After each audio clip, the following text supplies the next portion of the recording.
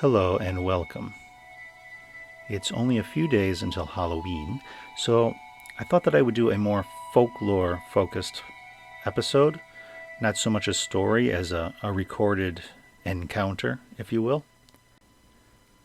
So I have to situate this in a context first. During the 18th and 19th centuries, there were several outbreaks of vampire hysteria in Eastern Europe. And these countries being under the control of the Austro-Hungarian Empire at the time, the government got involved.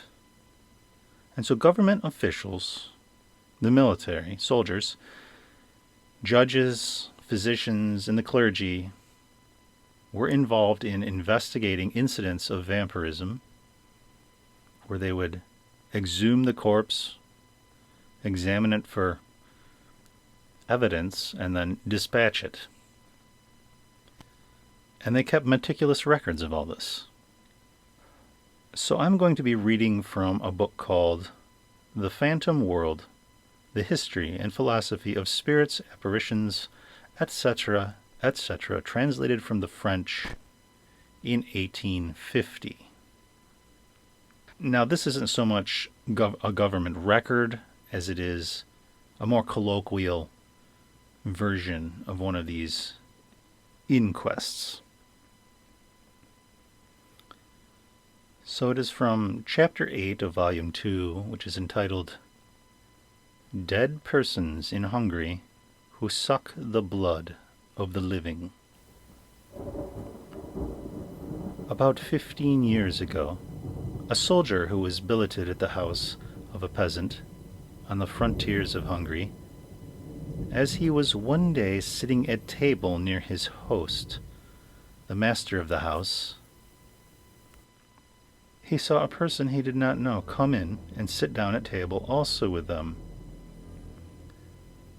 The master of the house was strangely frightened at this, as were the rest of the company. The soldier knew not what to think of it, being ignorant of the matter in question. But the master of the house, being dead the very next day, the soldier inquired what it meant. They told him that it was the body of the father of his host, who had been dead and buried for 10 years, which had thus come in to sit down next to him, and had announced and caused his death. The soldier informed the regiment of it in the first place, and the regiment gave notice to the general officers, who commissioned the Count de Cabareiras, captain of the regiment of the Alandeli infantry, to make information concerning the circumstance.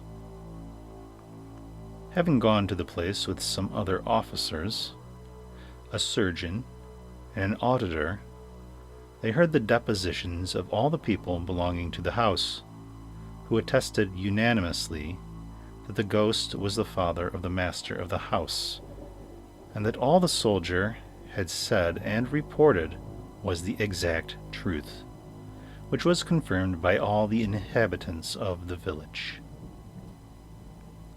In consequence of this, the corpse of the spectre was exhumed, and found to be like that of the man who had just expired, and his blood like that of a living man. The Count had his head cut off, and caused him to be laid again in his tomb. He also took information concerning other similar ghosts, amongst others, one of a man who was dead more than 30 years, and who had come back 3 times to his house at mealtime. The first time he had sucked the blood from the neck of his own brother. The second time from one of his sons. And the third from one of the servants of the house. And all 3 died of it instantly and on the spot. Upon this deposition, the commissary had this man taken out of his grave, and finding that, like the first, his blood was in a fluid state, like that of a living person, he ordered them to run a large nail into his temple, and then lay him again in the grave.